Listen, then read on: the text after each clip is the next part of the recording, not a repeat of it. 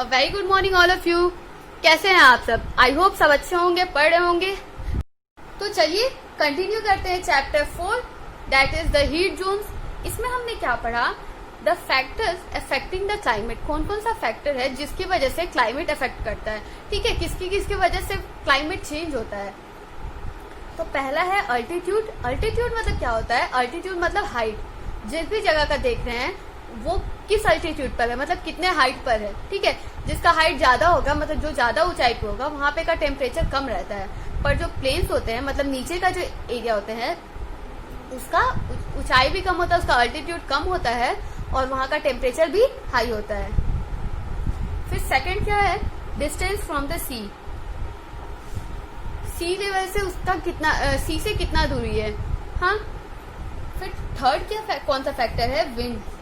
Wind क्या मतलब उसके किसके आसपास है। जैसे अगर एंटार्क्टिका के पास का अगर कुछ होता है तो एंटार्क्टिका से जो कोल्ड विंड्स जाएंगे तो उसके वजह से उसके आसपास का जो एरिया है वो भी ठंडा हो जाएगा। फिर उसके बाद फोर्थ क्या है? ह्यूमिडिटी। ह्यूमिडिटी मतलब the amount of moisture in the air is called humidity. Humidity मतलब किसी जगह का नमी, मतलब कितना उस जगह में मॉइस्चर है, ठीक है, वहां के एनवायरमेंट में कितना मॉइस्चर है। तो जैसे इक्वेटर के आसपास का एरिया है वो वहां पे ज्यादा हीट होता है, तो वाटर ज्यादा से ज्यादा इवेपोरेट होकर के क्लाइमेट ह्यूमिड क्लाइमेट बनाएगा, ठीक है। फिर फोर्थ क्या है? Distance from the equator. Distance from the equator, distance of a place from the equator determines the climate of a place. Distance से क्या होता है? क्लाइमेट का पता चलता है कि इक्वेटर से कितना दूर है। इक्वेटर के पास के जो इलाके होंगे, इक्वेटर के पास का जो जगह होगा, वहां पे गर्मी ज्यादा होगा, ठीक है, और गर्मी भी ज्यादा होगा और ह्यूमिडिटी भी ज्यादा होगा। पर जैसे जैसे इक्वेटर से दूर जाते जाएंगे धीरे धीरे टेम्परेचर कम होता जाएगा। फिर क्या था? Latitudes and the climatic zones. Latitudes और climatic zones. Latitudes are imaginary horizontal lines that are parallel to the equator. मतलब लैटिट्यूड्स क्या होते हैं? इक्वेटर के पैरेलल जो हॉरिजॉन्टल लाइंस होते हैं वो होते हैं लैटिट्यूड्स। और क्लाइमेटिक जोन क्या होते हैं? दो बेसिस पर इंडिया अर्थ को 3 पार्ट में डिवाइड किया गया है। पहला क्या बेसिस है कि वहां पे कितना सनलाइट रिसीव हो रहा है, मतलब जिस जगह को देख रहे हैं वहां पे कितना सनलाइट रिसीव हो रहा है। दूसरा कौन सा बेसिस है कि उस जगह पे को इक्वेटर से वो जगह कितना दूर है, ठीक है। इन दोनों बेसिस पर अर्थ को 3 पार्ट में डिवाइड किया गया है। पहला तो टॉरिड जोन, दूसरा है टेम्परेट जोन, तीसरा है फ्रिजिड जोन। तो टॉरिड जोन के बारे में देखते हैं। Torrid zone extends from the Tropic of Cancer 23.5 degree north in the northern hemisphere to the Tropic of Capricorn 23.5 degree south in the southern hemisphere. Torrid zone कहाँ से कहाँ तक है? 23.5 डिग्री नॉर्थ से लेकर के 23.5 डिग्री साउथ तक। हाँ, ये रहा ट्रॉपिक ऑफ कैंसर और ये ट्रॉपिकॉन। इन दोनों के बीच का जो एरिया है वो है टॉरिड जोन। फिर the equator passes through the centre of this zone. इन दोनों के बीच से क्या इक्वेटर पास करता है? The torrid zone receives the direct sun rays throughout the year. Torrid zone में पूरे साल डायरेक्ट सनरेज पड़ता है, इसीलिए यहाँ पे बहुत ज्यादा गर्मी होती है। तो टॉरिड जोन के बारे में हमने कल पढ़ लिया था। और क्या था टॉरिड जोन में? जो ट्रॉपिकल रेन फॉरेस्ट है वो है टॉरिड जोन में, ये भी हमने कल पढ़ लिया था। अब नेक्स्ट क्या पढ़ना था हम लोग को? Temperate zone. ये कौन सा second zone? Temperate zone. The temperate zone extend from the tropic of Cancer to the Arctic circle 66.5 degree north in the northern hemisphere and from the Tropic of Capricorn to the Antarctic Circle in the southern hemisphere. तो temperate zone कहाँ से कहाँ तक है? Tropic of Cancer से लेके Arctic circle. Tropic of Cancer से लेके आर्कटिक सर्कल के बीच में है इन द नॉर्दर्न हेमिस्फीयर।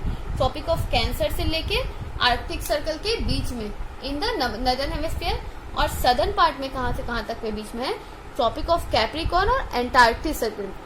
इन दोनों के बीच में क्या है? Temperate zone. फिर क्या था? They are known as north temperate zone and south temperate zone. तो नॉर्थ वाले टेम्परेट जोन को इसको नॉर्थ टेम्परेट जोन बोलते हैं और नीचे वाले को साउथ टेम्परेट जोन बोलते हैं। The word temperate means moderate. The climate in this zone is neither very hot nor very cold. Temperate का मतलब क्या होता है? Moderate. टेम्परेट का मतलब क्या होता है? मॉडरेट। तो यहाँ का क्लाइमेट ना ही बहुत ज़्यादा गर्म है और ना ही ठंडा है, neither very hot nor very cold, ना ही ठंडा है ना ही गर्म है। This zone receive slanting rays of the sun, इस जोन में स्लैंटिंग रेज आता है, मतलब सन का स्लैंटिंग रेज आता है, डायरेक्ट सन रेज नहीं फॉल करता बल्कि ये हल्का टेढ़ा होता है, मतलब एक एंगल पे जाता है। यहाँ पे ऐसे स्लैंटिंग आता है, ये भी स्लैंटिंग जाता है। नॉर्थ पोल और साउथ पोल में स्लैंटिंग रेज जाता है। तो टेम्परेट जोन में भी मॉडरेटली स्लैंटिंग रेज जाता है। Receive the sun rays slanting, the duration of the days and the nights changes from season to season. तो डे और नाइट का जो टाइम होता है वो भी चेंज करता है। जैसे इक्वेटर के पास तो डे और नाइट दोनों इक्वल लेंथ का होता है, ठीक है, पर यहाँ पे टेम्परेट जोन में सीजन पे डिपेंड करता है कि दिन कितना लंबा होगा, रात कितना लंबा होगा, ठीक है। This zone receive slanting rays of the sun, इस जोन में स्लैंटिंग रेज आता है। The duration of the days and nights changes from season to season, the days are longer and nights are shorter during summer. Summer में क्या होता है, दिन लंबा होता है और रात छोटा होता है, और विंटर में क्या होता है, दिन छोटा और रात लंबा। समर में क्या होता है, रात छोटा होता है, दिन लंबा होता है, और विंटर में क्या होता है, रात लंबा होता है, दिन छोटा होता है। टेम्परेट फॉरेस्ट ये रहे कुछ टेम्परेट फॉरेस्ट। टेम्परेट फॉरेस्ट कहाँ कहाँ है वर्ल्ड में, तो ये शायद जहां पे आप डार्क ग्रीन कलर है वहां टेम्परेट फॉरेस्ट है। फिर थर्ड जोन कौन सा था, the frigid zone. The frigid zone extend from Arctic circle 66.5 degree north to the north pole 90 degree. Frigid zone कहां से कहां तक है, आर्कटिक सर्कल से लेके नॉर्थ पोल तक। आर्कटिक सर्कल से लेकर के नॉर्थ पोल, ये देखिए ये रहा आर्कटिक सर्कल से लेके नॉर्थ पोल, ये 66.5 डिग्री नॉर्थ है और ये 90 डिग्री। तो यहां से लेकर के यहां तक, ये देखिए यहां से लेकर के यहां तक, ये क्या है, फ्रिजिड जोन। और साउथ में कहां से कहां तक है, एंटार्क्टिक सर्कल से लेकर के साउथ पोल तक। ये देखिए एंटार्क्टिक सर्कल से लेकर के साउथ पोल तक। The frigid zone is the coldest zone on the earth. Frigid zone जो है अर्थ में कोल्डेस्ट जोन कौन सा है, 3 जोन है अर्थ में, टॉरिड जोन, टेम्परेट जोन और frigid zone. Frigid zone is the coldest zone, यहाँ पे सबसे ज्यादा ठंड पड़ता है। क्यों, क्योंकि ये दोनों पोल्स पर है, ये साउथ पोल पे और ये साउथ पोल पे और ये नॉर्थ पोल पे। तो यहाँ पे सनरेज डायरेक्टली तो जाएगा, स्लैंटिंग रेज जाएगा। जब स्लैंटिंग रेज जाएगा तो इस हीट का इंटेंसिटी कम होगा, हीट का इंटेंसिटी कम होने की वजह से यहाँ पे सबसे ज्यादा ठंड पड़ता है, दोनों जोन पे सबसे ज्यादा ठंड पड़ता है। The regions that lie in the frigid zones are farthest from equator and receive extremely slanted rays of sun. ये जो जोन है, फ्रिजिड जोन है, वो इक्वेटर से सबसे ज्यादा दूर है, ठीक है, इक्वेटर से दोनों बहुत ज्यादा दूर है और यहाँ पे स्लैंटिंग रेज मिलता है सन का। The intensity of heat in the slanted rays of the sun is very less. Slanting rays होने की वजह से जो सन का इंटेंसिटी होता है, जो गर्मी होता है उसमें का, जिस भी, तो वो क्या होता है, वो कम होता है। इसकी वजह से क्या होता है, वहां पे ठंड ज्यादा पड़ता है। The climate is very cold in some parts, there is continuous daylight for 6 months in summer, followed by continuous night time for 6 months in winter. तो कुछ पार्ट्स में क्या होते हैं, फ्रिजिड जोन के कुछ पार्ट्स में क्या होते हैं, साल के 6 महीने रात होता है और 6 महीना दिन होता है, ठीक है। Continuous daylight for 6 months in summer, summer में 6 महीने तक वहां पे दिन होता है और 6 महीने तक रात होता है। तो ये कैसे होता है, ये मैंने आपको लास्ट चैप्टर में पढ़ाया था, ये देखिए पेज नंबर 28। तो क्यों 6 महीने दिन और 6 महीने रात होता है, जैसे ये नॉर्थ पोल है, ये साउथ पोल है। North pole is away from the sun, तो अभी ये सन से दूर है, यहाँ पे सनलाइट नहीं पहुंच रहा है, यहाँ पे भी नहीं पहुंचेगा। जब ये यहाँ तक मूव करेगा तो यहाँ पे भी सनरेज नहीं पहुंचेगा, सनलाइट तो बस यहाँ तक जाएगा ना, फिर यहाँ आएगा तब यहाँ पे आएगा। तो ये 6 महीने तक यहाँ पे ये जो टाइम पीरियड होगा, यहाँ पे नॉर्थ पोल में रात होगा। फिर जब यहाँ पे लाइट आना शुरू होगा, सनरेज यहाँ पे पड़ेगा, तो अब यहाँ पे दिन होगा, यहाँ से दिन होना स्टार्ट करेगा। यहाँ पे नॉर्थ पोल में, यहाँ पे साउथ पोल में अब यहाँ पे रात होगा और नॉर्थ पोल में दिन हो जाएगा। तो अब ये दिन 6 महीने तक चलेगा, 6 महीने कंटिन्यूअसली यहाँ पे दिन होगा नॉर्थ पोल में, और फिर 6 महीने रात होगा। उसी तरह साउथ जोन में भी यही होता है कि 6 महीने रात होता है और 6 महीने दिन होता है। Tundra vegetation of the world में टंड्रा वेजिटेशन जहां जहां भी होता है वहां वहां ये पिंक कलर का पेंट किया हुआ है।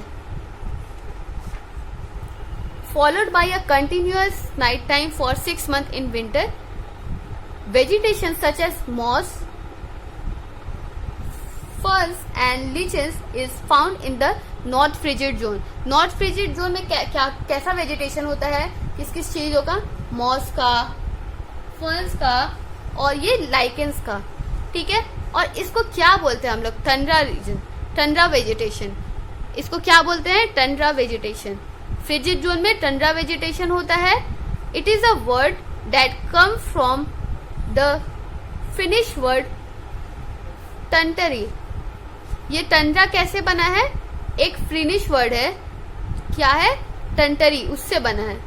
टंटरी का मतलब क्या होता है, ट्रीलेस प्लेन्स, मतलब ऐसा जगह जहां पे ट्रीज ना हो, ऐसा जगह जहां पे ट्रीज ना हो।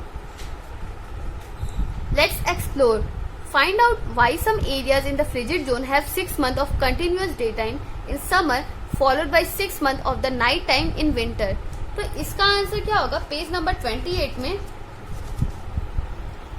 ये क्वेश्चन क्या पूछ रहा है कि रीजन बताना है आपको क्यों फ्रिजिड जोन में 6 महीने तक कंटिन्यूअसली दिन होता है और 6 महीने तक कंटिन्यूअसली रात होता है।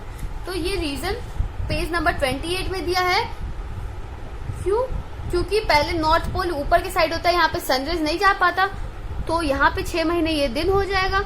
अब जब यहाँ पे सनराइज आएगा तो साउथ पोल में नहीं जा पाएगा सनराइज, तो साउथ पोल में क्या होगा, साउथ पोल में अब नाइट होना स्टार्ट होगा, साउथ पोल में नाइट हो जाएगा, नॉर्थ पोल में दिन हो जाएगा, ठीक है।